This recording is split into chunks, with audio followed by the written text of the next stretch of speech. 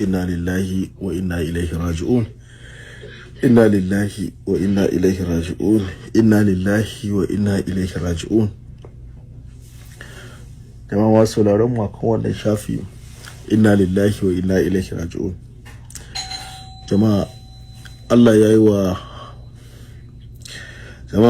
wa Maulana Sheikh Dahiru Usman Bauchi radiyallahu ta'ala anhu, Allah ya masa rasuwa.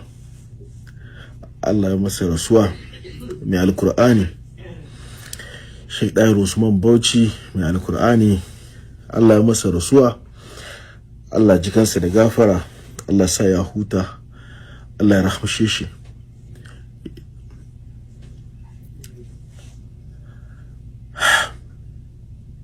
Mai alkur'ani, mai tafsiri aka wannan tulin alkur'ani da Allah ya bashi iko, ya bashi izinin, ya bashi ilimin wannan alkur'ani da yake tafsiri aka da komai duka za ji abin ne shi da shi. Na shirya zan jin kwanta kenan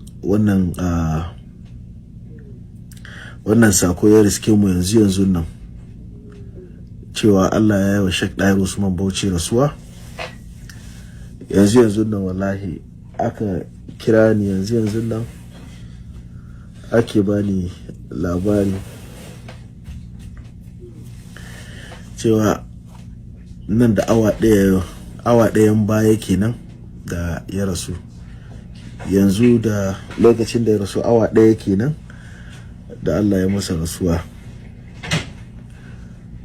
Allah ji kansa da gafara, Allah sa ya huta.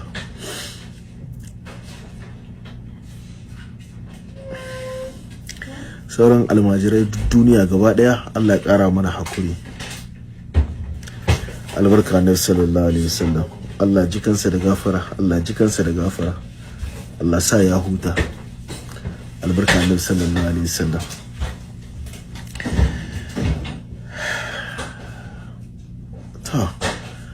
Wannan shine iya sako mu na yanzu, kamun